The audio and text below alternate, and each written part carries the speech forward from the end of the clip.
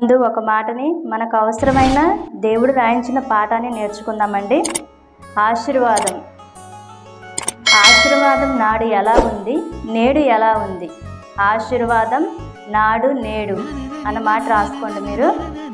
ఆశీర్వాదం నాడు ఎలా ఉంది, నేడు అంటే ఇప్పుడు ఈ తరంలో ఇప్పుడున్న పరిస్థితిని బట్టి ఈరోజు ఎలా ఉంది నేర్చుకుందామండి. మొదటిగా ఒక మాటను చూసి బైబిల్లోనికి ముందుకు వెళదాం. సామెతల గ్రంథము 10వ అధ్యాయము 22వ వచనం. సామెతల గ్రంథము 10వ అధ్యాయము 22వ వచనం.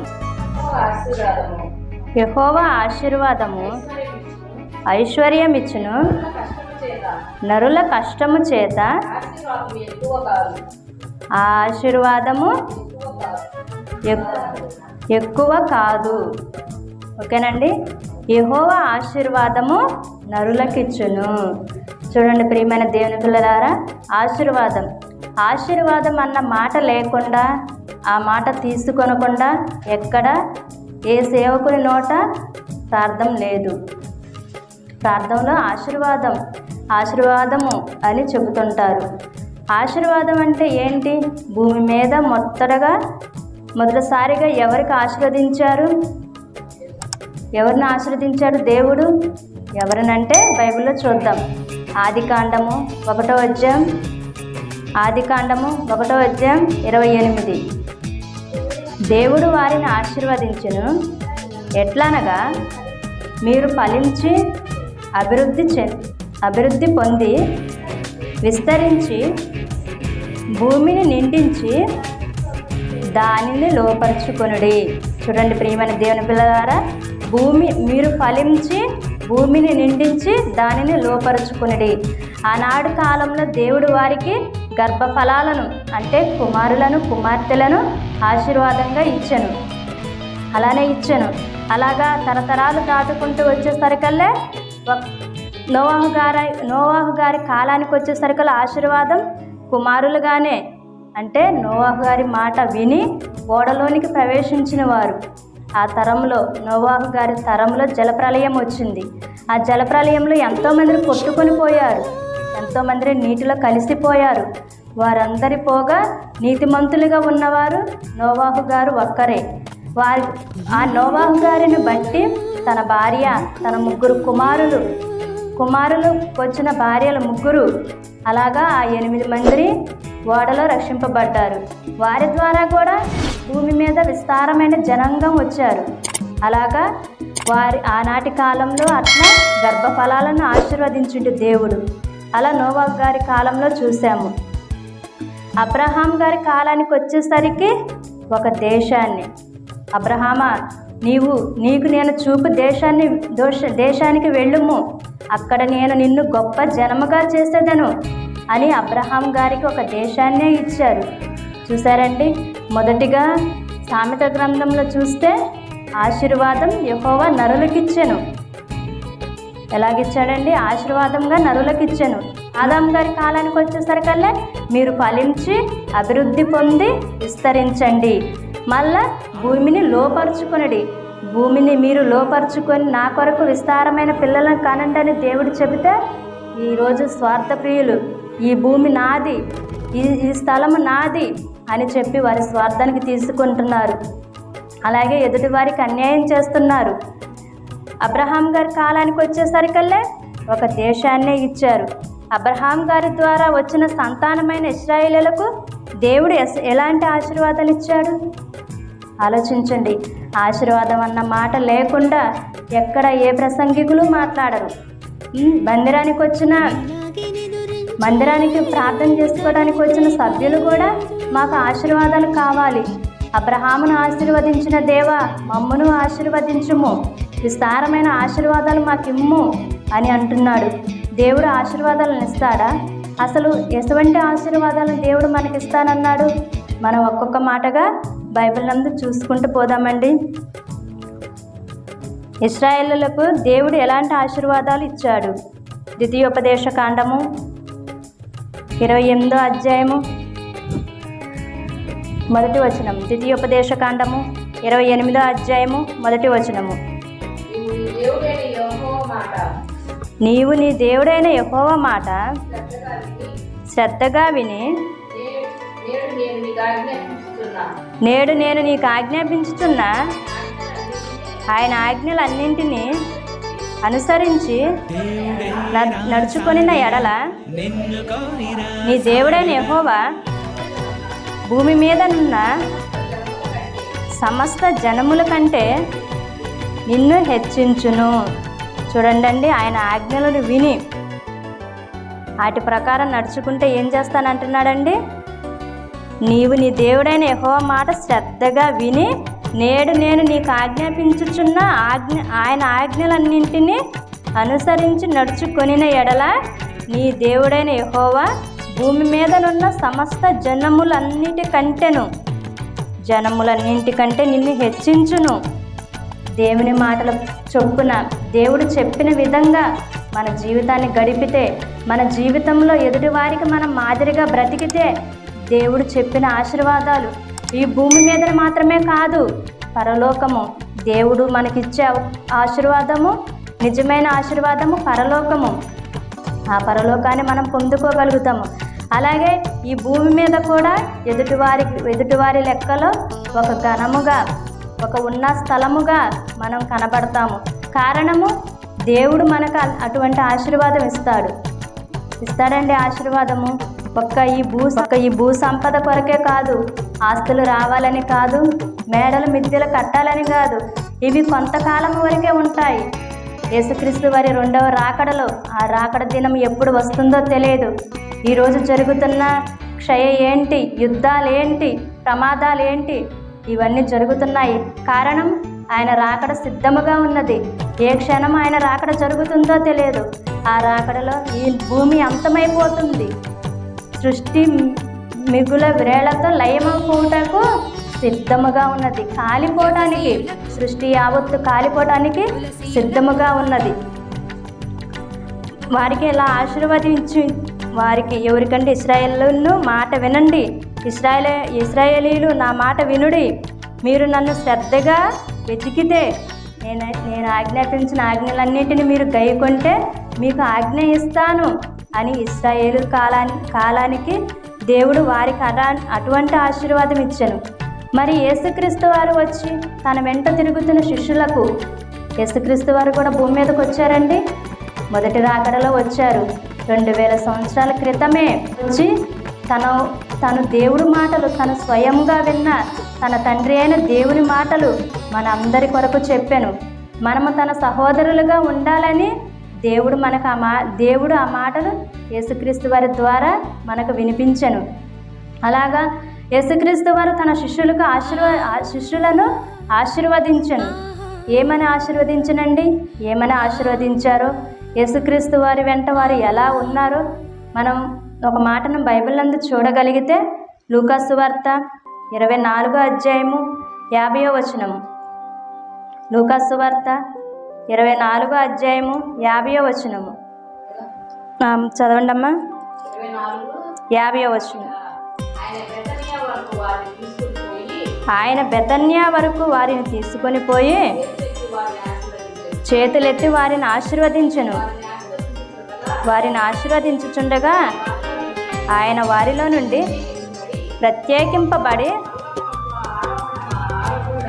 పరలోకమునకు ఆరోహణుడాయను.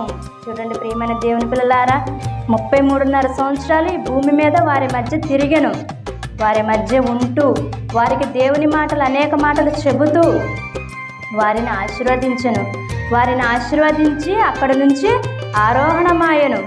ఆరోహణమయ్యారండి. అక్కడ నుంచి యేసుక్రీస్తు వారు పరలోకానికి తండ్రి యొద్దకు చేర్చబడెను. అప్పటి వరకు పరలోకంలో లేరండి. పరలోకము నుండి మన కొరకు భూమి మీదకు వచ్చారు. భూమి మీదకు వచ్చి తన వంతు పనిగా చేసి మరలా పరలోకానికి ఆరోహణమాయను. 4 సంవత్సరాల వరకే ఈ భూమి మీద ఉన్నారు. తన శిష్యులను ఆశీర్వదించెను. వారికి ఏమిచ్చానని దేవునికి మాట ఇస్తున్నాడో చూడగలిగితే, యోహాను సువార్త 17వ అధ్యాయము 14వ వచనము. తన శిష్యులకు ఏమిచ్చెను, తన శిష్యులు ఆయన వెంట ఎందుకు ఉన్నారో అని మనం చూడగలిగితే, యోహాను సువార్త 17వ అధ్యాయము 14వ వచనము. వారికి నీ వాక్యం ఇచ్చి ఉన్నాను. చాలమ్మా. వారికి నీ వాక్యం ఇచ్చి ఉంటిని.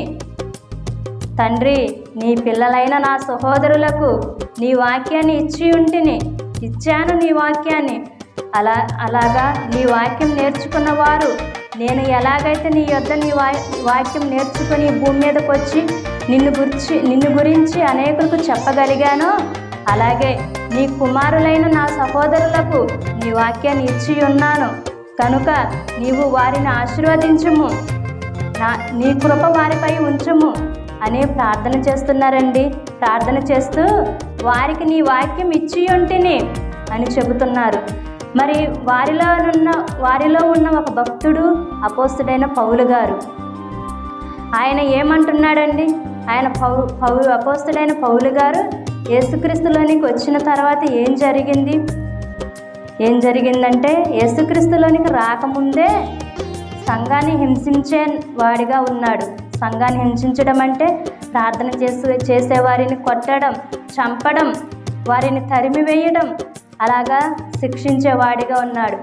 తర్వాత యేసుక్రీస్తు వారు కనబడి నీవెవడవు అన్నప్పుడు, నీవు హింసించుచున్న క్రీస్తుని అన్నప్పుడు తన మనసు మార్చుకున్నాడు. తన మనసు మార్చుకొని అప్పటి నుంచి యేసుక్రీస్తు వారి కొరకు ప్రార్థన చేయడం, ఆయన నడిచిన బాటలో నడవడం మొదలుపెట్టాడు. అలా తన జీవితాన్ని మార్చుకొని నాలో ఏ లోపం ఉందని మీరు స్థూపించగలరన్న యేసుక్రీస్తు వారి మాటను పట్టుకొని, నేను క్రీస్తుని పోలి నడుచుకొనుచున్నాను, మీరు నన్ను పోలి నడుచుకొనుడి అని చెప్పే స్థాయికి పౌలు గారు ఎదిగిపోయారండి. ఎందుకంటే మనకంటే ఎక్కువ భయభక్తులు కలిగిన వారు, వారికే ఆశీర్వాదం అనేది ఏమిచ్చాడండి? తండ్రి అయిన దేవుడు వారికి భూ సంబంధమైన ఆశీర్వాదం ఇచ్చాడా? భూ సంబంధమైన ఆశీర్వాదం ఇవ్వలేదు. వారికి పరలోక సంబంధమైన ఆశీర్వాదం ఇస్తానని మాట ఇచ్చాడు. అబ్రహాం గారికి ఒక దేశాన్ని ఇచ్చాడు. ఆ దేశాన్ని ఇచ్చి ఆ దేశంలో నీవు ఉండు అని తనని ఆ దేశానికి పంపితే అక్కడ ఉన్నాడు.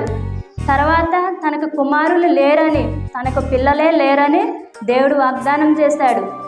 అబ్రహామా, నీకు ఒక కుమారుణ్ణి ఇస్తాను. 75 సంవత్సరాలప్పుడు, అంటే 25 సంవత్సరాల తర్వాత 100 సంవత్సరాలకి ఒక కుమారుణ్ణి ఇచ్చాడు దేవుడు. అప్పటి వరకు ఎదురు చూశాడు. భక్తితో విశ్వాసంతో ఎదురు చూశాడు. చూడగా ఇస్సాకు పుట్టిన కొన్ని దినాలకే, కొన్ని రోజులకే, అబ్రహామా, నీ కుమారుని నాకు బలిగా ఇమ్ము అని అంటే మరలా ఒక్క మాట కూడా మాట్లాడలేదు.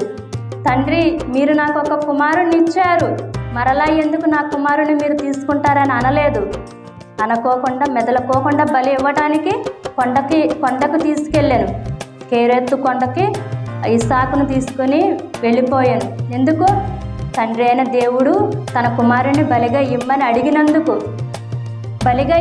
అడిగినందుకే బలి ఇవ్వటానికి తీసుకువెళ్ళాడు. మరి మనం ఎలా ఉంటున్నాము? మనం ఆశీర్వాదాలు కావాలని అడుగుచున్నాము.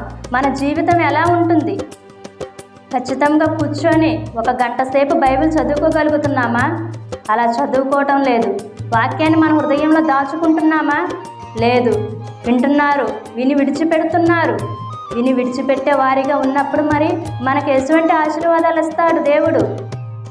ఆశీర్వాదం కావాలంటే బ్రతుకు ఏది? నీ బ్రతుకులో మార్పు ఏది?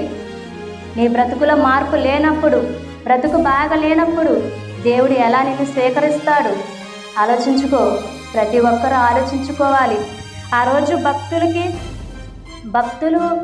భక్తులకి ఆశీర్వాదం వచ్చిందంటే వారి జీవితాలు ఎలా ఉన్నాయి? నోవాహు గారు నడి ఊరిలో ఓడగడుతుంటే ఎంతోమంది హేళన చేశారు. హేళన చేసినా నా దేవుని మాటని నేను లక్ష్య పెట్టాను. ఏదో ఒక రోజు జలప్రలయం వచ్చిద్ది, ఇక్కడికి జలప్రలయం వచ్చిద్దా అని హేళన చేసిన నోవాహు గారు మాట్లాడలేదు. అలా మాట్లాడకుండా ఓడను కట్టి జలప్రలయం రాకముందే వారందరూ ఆ ఓడలోనికి ప్రవేశించారు. అబ్రహాం గారిని నీవు ఈ దేశాన్ని విడిచిపెట్టి వెళ్ళిపో అంటే వెళ్ళిపోయి అక్కడ ఎంతో కాలం ఉండి అక్కడ తన పని తాను చేసుకుంటూ దేవుని మాట చెబుతూ బలిపీఠాలు కడుతూ బ్రతుకుతూ ఉన్న కాలంలో ఒక కుమారుణ్ణి ఇస్తాడు. ఇచ్చిన వెంటనే తన కుమారుని బలిగా ఇమ్మన్నాడు. మనమైతే ఇస్తామా? ఆలోచించుకోండి ప్రియమైన దేవుని పిల్లలారా. మనమైతే ఇవ్వము. నాకు ఒక్కగానొక్క కుమారుని ఇచ్చావు, మరలా నీవు బలి ఇవ్వమంటున్నావు. ఇచ్చిన మీకు నేను ఏం చేశాను? నేనేం అన్యాయం చేశాను? నా కుమారుని నువ్వు తీసుకున్నావు అని పైగా మనం అంటాము.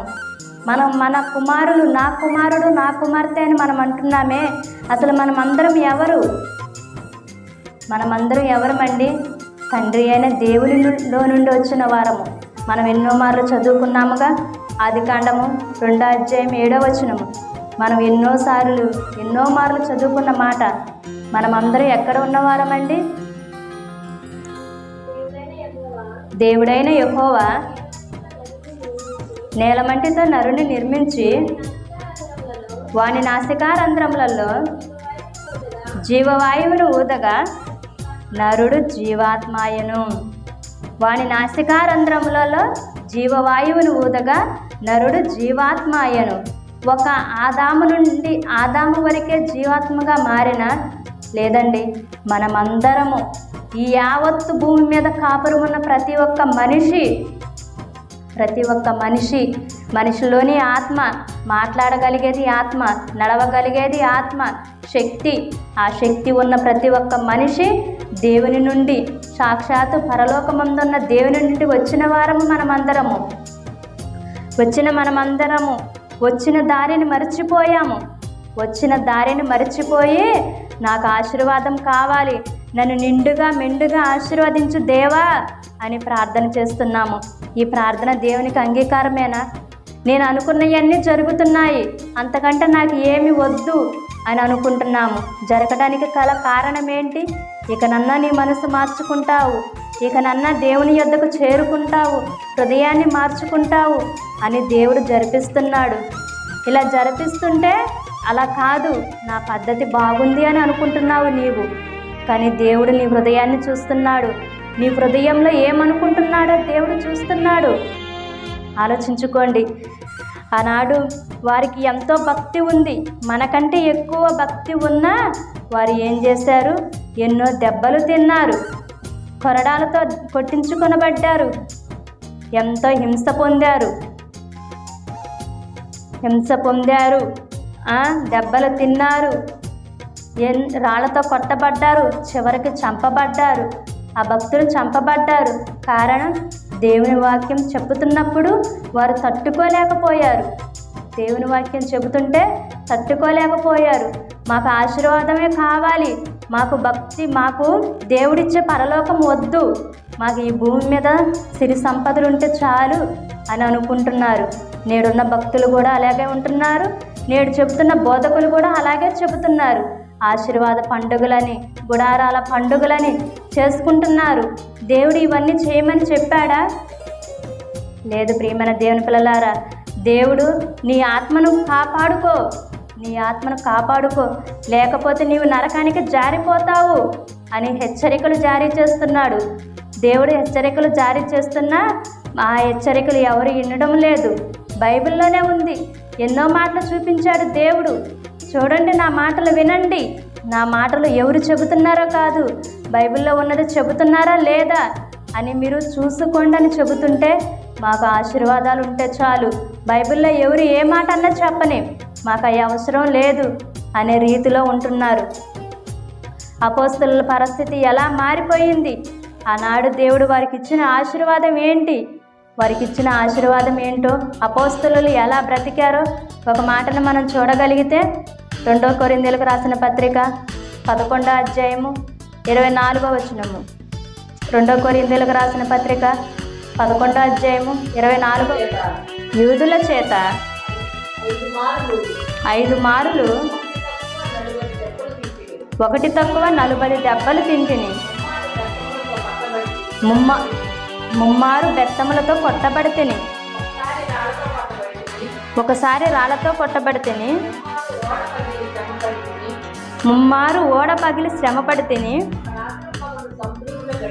ఒక రాత్రింబగళ్ళు సముద్రంలో గడిపి తిని. అనేక పర్యాయములు ప్రయాణములలోనూ, నదుల వల్లనైనను, నదుల వలనైన ఆపదలలోను, దొంగల వలనైన ఆపదలోను,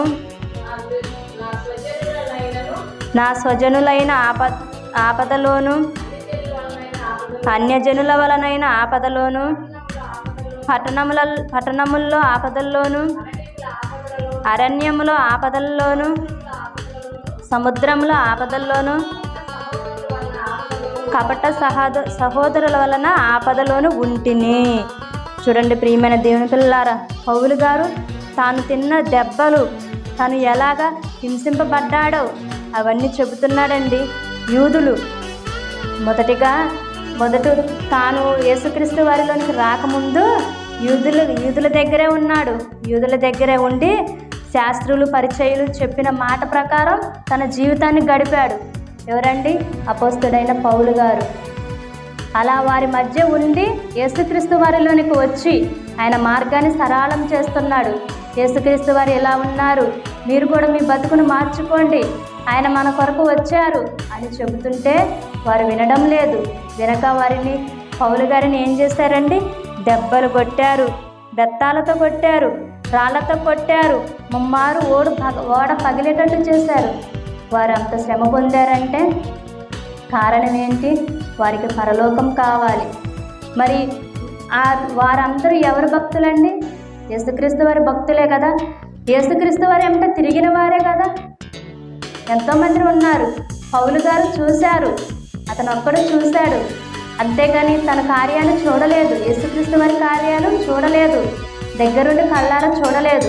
చదువుకున్నాడు, తెలుసుకొని తన జీవితాన్ని మార్చుకున్నాడు. మరి ఎంతోమంది అలా ఉన్నారు కదా. ఆయన వెంట తిరిగిన, ఆయన వెంట ఉన్న వారికి నీ వాక్యాన్నే ఇచ్చాను, నా వెంట ఉన్న నీ కుమారులకు నీ వాక్యాన్ని ఇచ్చాను, కానీ ఆశీర్వాదంగా నేను వారికి ఆస్తులను ఇవ్వలేదు, ఐశ్వర్యాలను ఇవ్వలేదు అని చెబుతున్నాడు. మరి మనకి ఎలాంటి ఆశీర్వాదం ఇస్తాడు? మనకి ఏ ఆశీర్వాదాలు ఇస్తానని దేవుడు అన్నాడు? ఒక భక్తులకే కుమారుల్ని ఇచ్చి, నోవాహు గారికైతేనేమో మీరు రక్షింపబడాలి, మీతో పాటు వచ్చిన వారు రక్షింపబడాలి అని చెప్పి ఓడ సిద్ధం చేయించాడు. అబ్రహాం గారి కాలానికి వస్తే ఈ దేశాన్ని వదిలి వేరే దేశానికే వెళ్ళమని చెప్పాడు. అలాగే యేసుక్రీస్తు వారితో ఉన్న తన శిష్యులకు దేవుడు ఏం చేశాడండి? యేసుక్రీస్తు వారు ఏం చెప్పాడు? నీ వాక్యాన్నే తండ్రి, నీ వాక్యాన్నే వారికి ఇచ్చి ఉన్నాను, వారిని ఆశీర్వదించుము. ఎలాగా? భూ సంపదలతో కాదు, వాక్యము నిండుగా హృదయంలో ఉండాలి. అనేకులకు నేను ఎలాగైతే మీ మాటలు చెప్పానో అనేకులకు వారును చెప్పులాగా ఆశీర్వదించమని అలా చెప్పాడు. భూ సంబంధమైన ఆశీర్వాదం కోరలేదు. మరి మనకి ఎలాంటి ఆశీర్వాదం వస్తుంది? ఇప్పుడు మనకు వచ్చే ఆశీర్వాదం ఏంటి అని మనం చూడగలిగితే, ఎఫెసీయులకు రాసిన పత్రిక 1వ అధ్యాయము 3వ వచనము. ఎఫెసీయులకు రాసిన పత్రిక 1వ అధ్యాయము 3వ వచనము. ప్రభువైన యేసుక్రీస్తు యొక్క తండ్రియగు దేవుడు స్తుతింపబడును గాక. ఆయన క్రీస్తునందు పరలోక విషయములలో ఆత్మ సంబంధమైన ప్రతి ఆశీర్వాదమును మనకు అనుగ్రహించెను. ఆత్మ సంబంధమైన ప్రతి ఆశీర్వాదమును మనకు అనుగ్రహించెను. ఆత్మ సంబంధమైన ఆశీర్వాదం ఇస్తానన్నాడు, కానీ భూ సంబంధమైన ఆశీర్వాదం మనకి ఇస్తానన్నాడా? ఆలోచించుకోండి. మీ దగ్గర ఉన్న బైబిల్లోనే కదా ఈ మాట ఉన్నది. మీ దగ్గర, నా దగ్గర ఒకే బైబిల్ ఉంది. మరి మీరెందుకు అలా వాక్యాన్ని విడివిడిగా చెప్పగలుగుతున్నారు? కారణం, చదువుకోలేదు. చదువుకున్న ఆ మాట వెనుకున్న భావం ఏంటో అర్థం కాలేదు. అందుకే ఆశీర్వాదం అన్న మాట పట్టుకొని దేవుడు మిమ్మల్ని నిండుగా ఆశీర్వదిస్తాడు. రండి, యేసుక్రీస్తు వారి యొద్దకు రండి, మీరు ఆశీర్వాదాలు పొందండి అని చెబుతున్నారు. వచ్చిన వారు కూడా, నేను యేసుక్రీస్తు వారిని నమ్ముకోగానే నాకున్న రోగం పోయింది, మేము ఎంతో భేద స్థితిలో ఉన్నాము, మేము ఇప్పుడు ధనవంతులుగా మారిపోయాము. ఇటువంటి ఆశీర్వాదాలు అంటే దేవుడు ఇస్తానన్నది లేదు. ప్రియమైన దేవుని పిల్లలారా, ఆశీర్వాదాలు దేవుడు ఇస్తానన్నాడు. ఎటువంటి ఆశీర్వాదాలు ఇస్తాడో మనం చూడగలిగితే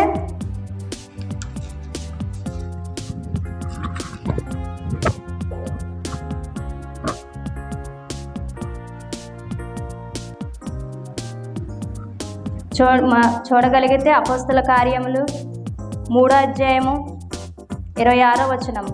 అపోస్తల కార్యములు 3వ అధ్యాయము 26వ వచనము. ఎటువంటి ఆశీర్వాదాలు దేవుడు ఇస్తాడో, మనకి వాగ్దానం చేసినది ఏమిటో మనం చూడగలిగితే అపోస్తల కార్యములు 3వ అధ్యాయము 26వ వచనము. మీలో ప్రతి వారిని వాని దుష్టత్వము నుండి మళ్లించుట వలన మిమ్మును ఆశీర్వదించుటకు ఆయనను మొదట నా యొద్దకు పంపితనని చెప్పాను. ఇక్కడ ఏం చెబుతున్నాడండి? మీలో ప్రతి వారిని వాని దుష్టత్వము చేత, దుష్టత్వం అంటే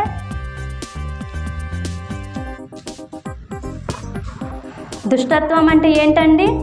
మీ దుష్టత్వం అంటే చెడు కార్యమే కదా. దుష్టత్వము నుండి తప్పించటం, మీ దుష్టత్వము నుండి మిమ్మును మళ్లించడమే దేవుడిచ్చు ఆశీర్వాదము.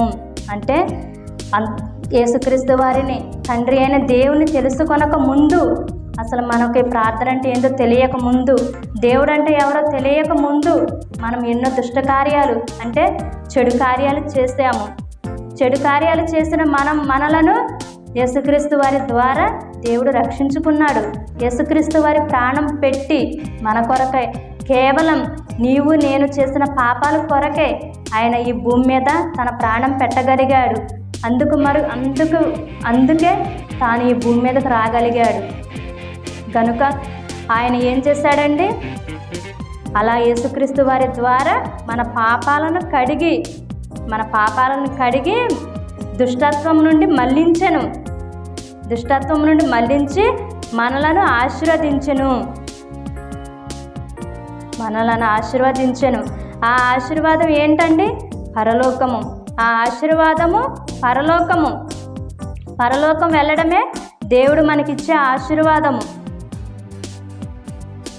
దేవుడే మనకు తోడుంటానన్నప్పుడు మనకి ఈ భూమిపై ఏం కావాలండి? ఆస్తులు కావాలా?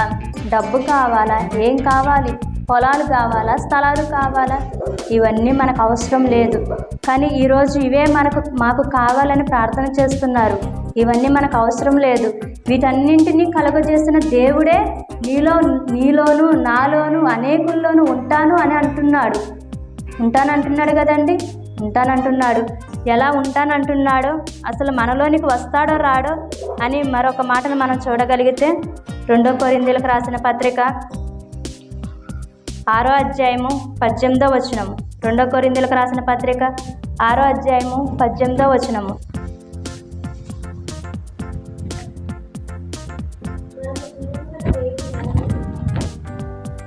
చదువు. మనము జీవము గల దేవుని ఆలయమై ఉన్నాము. అందుకు దేవుడు ఇలాగూ సెలవిచ్చుచున్నాడు, నేను వారిలో నివసించి సంచరిత్తును.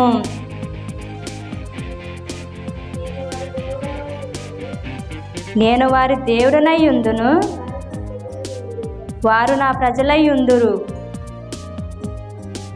మనము జీవం గల దేవుని ఆలయమై ఉన్నాము. అందుకు దేవుడు ఇలాగూ సెలవిచ్చుచున్నాడు. మనం ఎలా ఉన్నామండి? మనము దేవాలయాలకు వెళ్ళి ప్రార్థన చేస్తున్నాము. అలా ప్రార్థన చేయడంలో తప్పు లేదు. కానీ దేవుడు ఒక ఆలయాన్ని చెప్పాడు. ఆ ఆలయం ఏదండి? మానవ దేహమే దేవుని ఆలయము. మానవ దేహం అంటే హృదయము. నీ హృదయంలోనికి దేవుడు వస్తాను అని తలుపునొద్ద కూర్చొని ఉన్నాడు. అంటే మన ఇంటి ముందున్న గేటు తలుపు కాదు, మన ఇంటి ముందున్న తలుపు కాదు, హృదయమను తలుపునొద్ద దేవుడి మాటలు, ఏ మాటలు చెవున పడుతున్నాయో, ఏ మాటలు వింటున్నావో ఆ మాటలు హృదయంలోనికి తీసుకొని వెళ్తావని యేసుక్రీస్తు వారు తన తలుపునొద్ద ఉన్నాడు, ఆ హృదయం వద్ద ఉన్నాడు. ఎందుకంటే నీ వాక్యము, ఆ వాక్యమే శరీరధారి అయి కృపాసత్య సంపూర్ణునిగా మన మధ్య నివసించెను. యేసుక్రీస్తు వారే వాక్య రూపంలో మన మధ్య, శరీర రూపంలో మన మధ్య నివసించారు. ఇప్పుడు దేవుని మాటలు హృదయంలోనికి తీసుకుంటే యేసుక్రీస్తు వారిని కూడా హృదయంలోనికి తీసుకున్నట్టే. అందుకే ఆయన తలుపునొద్ద ఉండి తలుపు కొట్టుచున్నాడు. ఎవరు నా మాటలు విని ఆ మాటల ప్రకారం తలుపు తీస్తారా అని క్షణము ఎదురు చూస్తున్నాడు గనుకనే అంటున్నాడు ఈ మాట. దేవుడు కూడా అంటున్నాడు, మనము జీవము గల దేవుని ఆలయమై ఉన్నాము, అందుకు దేవుడు ఎలాగో సెలవిచ్చుచున్నాడు, నేను వారిలో నివసించి సంచరిత్తును. అంటే మనలో ఉండేది ఆయనే, మనలో సంచారం చేసేది ఆయనే. ఉండే దేవుడు సంచారం చేస్తాడు కదండి. మరి మనలోనే దేవుడు ఉంటుంటే మనకి భూ సంబంధమైన ఆశీర్వాదం అవసరమా? ఆలోచించుకోండి. భూ సంబంధమైన ఆశీర్వాదం మనకు అవసరం లేదు.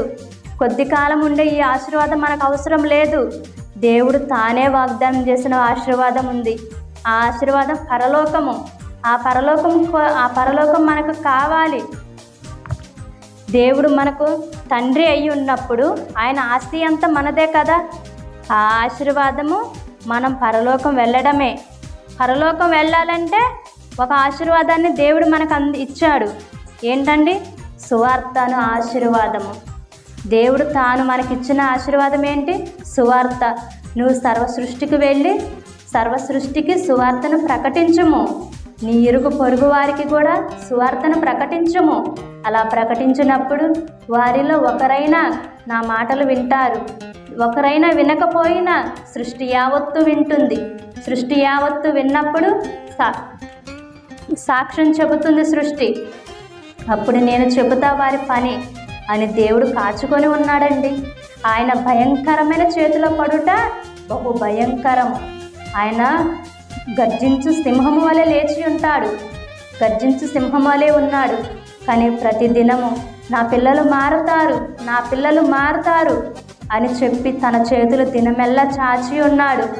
కనుక ఆలోచించుకొని ప్రియమైన దేవుని పిల్లలారా, ఈ భూ సంబంధమైన ఆశీర్వాదం కొరకు కాదు, దేవుడు మనల్ని కన్న దేవుడు మనకు ఆశీర్వాదాన్ని ఇవ్వడా? ఒక తండ్రి సంపాదించిన ఆస్తిలోనే భూ సంబంధంగా చూడగలిగితే తండ్రి సంపాదించిన ఆస్తిలోనే కుమారులు కుమార్తెలు ఎందరున్నా వారికి సమానంగా ఆస్తి పోతుంది. భూమి మీదే మనకి ఎంత అవకాశం ఉన్నప్పుడు పరలోకంలో దేవుడు సంపాదించలేదా? 3 లోకాలకు చక్రవర్తి ఆయన. 3 లోకాలకు చక్రవర్తి అయిన దేవుణ్ణి మనం మనలోనికి తీసుకుంటే అతని ఆస్తి అంతా మనదేగా. ఆలోచించండి. ఆ ఆశీర్వాదం మనకు కావాలా? తండ్రి అయిన దేవుడిచ్చే ఆశీర్వాదము పరలోకమే. ఆ పరలోకం కొరకే మనం ఆలోచించాలి. మరొక మాటను మనం చూడగలిగితే రోమీలకు రాసిన పత్రిక 15వ అధ్యాయము 29వ వచనం. రోమీలకు రాసిన పత్రిక 15వ అధ్యాయము 29వ వచనము. చదవమ్మా. నేను మీ వద్దకు వచ్చినప్పుడు క్రీస్తు సువార్త యొక్క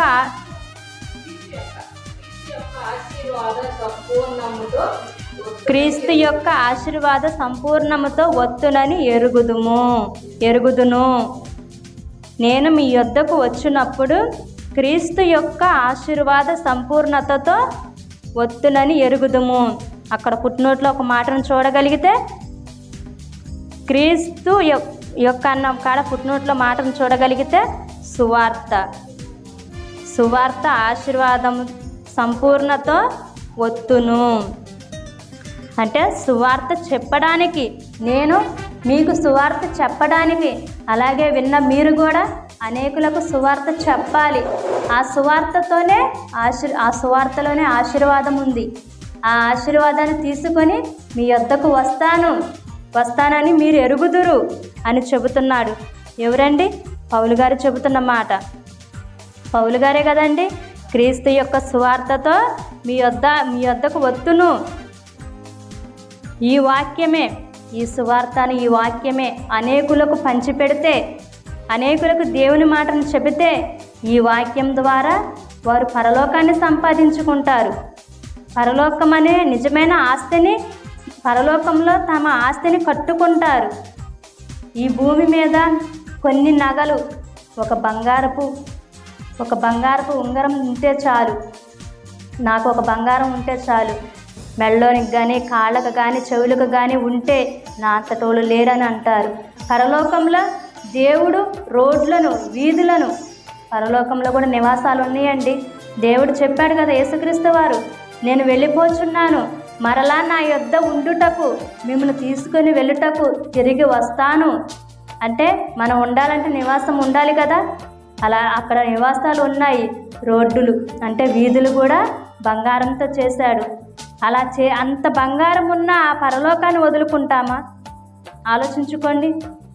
అంత బంగారం ఉన్న పరలోకాన్ని మనం వదులుకోకూడదు. ఈ భూమి మీద దేవుని వాక్యం అనే ఆస్తిని అందరికి పంచిపెట్టగలిగితే వారును పరలోకానికి వస్తారు. కారణం ఏంటండి? ఎందుకంటే మనకు ఆశీర్వాదం అంటూ ఉంది. పరలోకం మట్టుకే ఆ ఆశీర్వాదం దక్కుతుంది. అంతేగాని భూ సంబంధమైన ఆశీర్వాదం మనకు దక్కదు. బైబిల్ నందు ఒక స్త్రీ ఉన్నదండి. ఆశీర్వదింపబడిన స్త్రీ ఒకళ్ళు ఉన్నారు. ఎవరని మనం చూడగలిగితే లూకా సువార్త 1వ అధ్యాయము 42వ వచనము. ఆశీర్వదింపబడిన స్త్రీని మనం చూడగలిగితే లూకా సువార్త 1వ అధ్యాయము 42వ వచనము.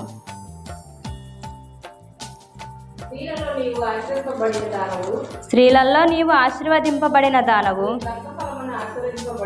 నీ గర్భఫలమును ఆశీర్వదింపబడును. చదవమ్మా. చాలమ్మేగా. స్త్రీలలో నీవు ఆశీర్వదింపబడిన దానవు, నీ గర్భఫలమును ఆశీర్వదింపబడును. స్త్రీలలో ఆశీర్వదింపబడినది ఎవరండి? మరియమ్మ.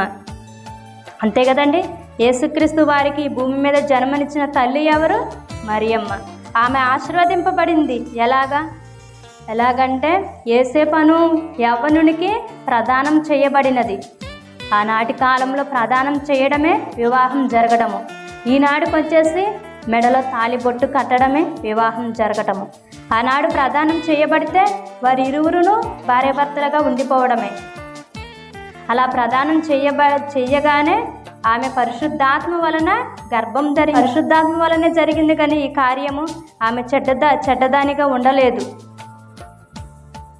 ఉండలేదు కనుక ఆమెను అంటున్నారు, నీవు స్త్రీలలో ఆశీర్వదింపబడిన దానవు, నీ గర్భఫలమును ఆశీర్వదింపబడును.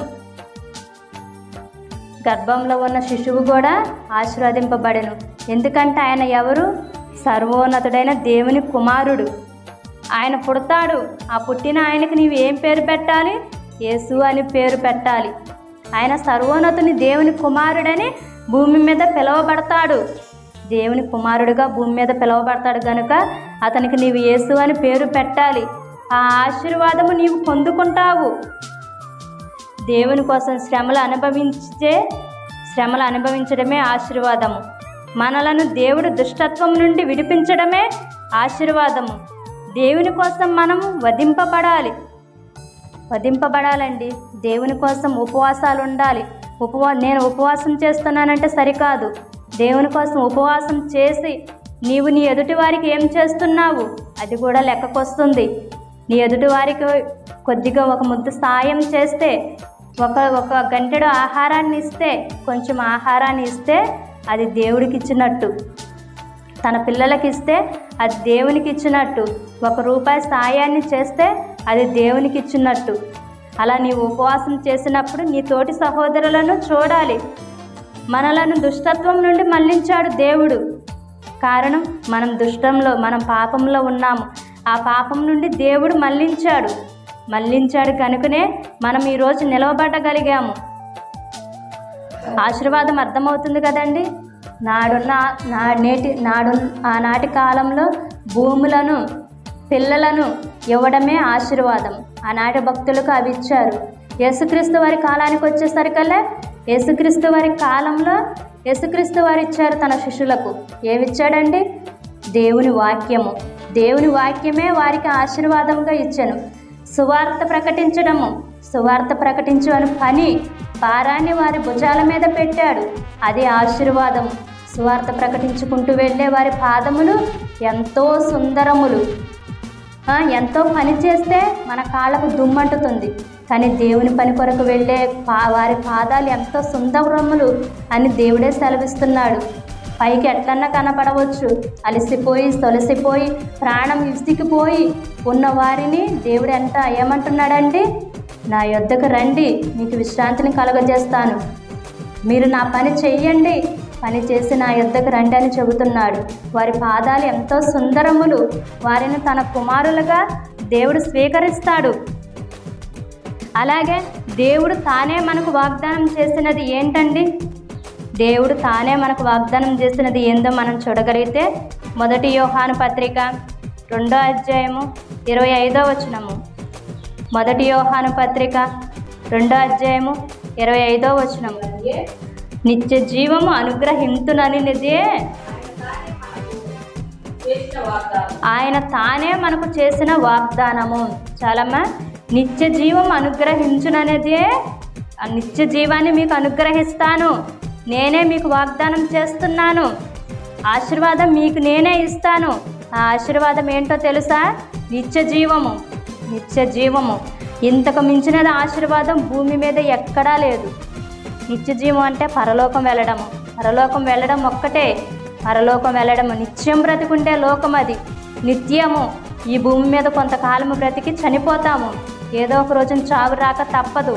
తర్వాత మనం కనిపించం ఈ భూమి మీద, కానీ చనిపోయిన తర్వాత కూడా మనం బ్రతికే లోకం ఒకటి ఉంది. ఆ లోకంలో బ్రతకాలంటే మనం ఈ భూమి మీద దేవుని కొరకు అనేక కార్యాలు చేయాలి. అనేక దేవుని కార్యాలు చేస్తేనే మనం ఈ లోకంలో దేవుని కార్యాలు చేస్తేనే మనం పరలోకంలో బ్రతకగలుగుతాము. ఇంతకు మించిన ఆశీర్వాదం ఈ భూమి మీద లేదు. పరలోకం వెళ్ళాలంటే ఈ భూమిపై దేవుని పని చెయ్యాలి.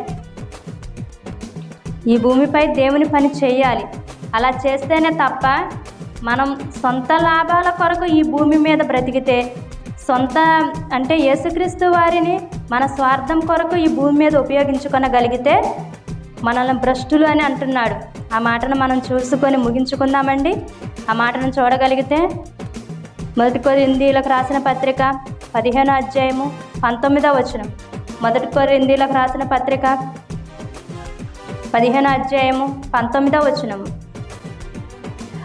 ఈ జీవిత కాలము మట్టుకే మనము క్రీస్తునందు నిరీక్షించు వారమైన ఎడల మనుషులందరికంటే దౌర్భాగ్యులమయ్యుందుము.